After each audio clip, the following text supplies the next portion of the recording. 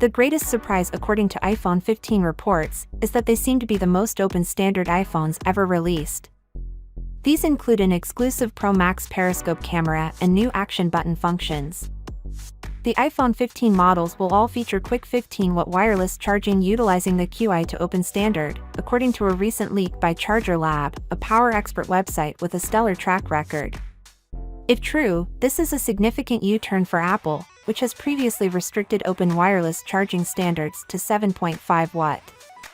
When combined with the iPhone 15 series adoption of USB-C cable charging, this is entirely new ground for Apple's devices.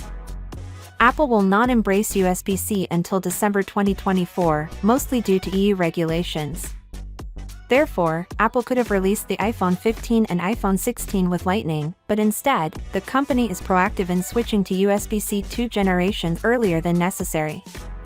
Additionally, iOS 17 is anticipated to support side-loading of applications via third-party app stores.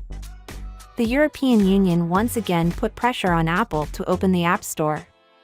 German source agrees with display expert Ross Young, who is always right on the money, a person who claimed this week that Apple will raise the screens on the iPhone 16 Pro and iPhone 16 Pro Max to 6.3 inches and 6.9 inches, respectively.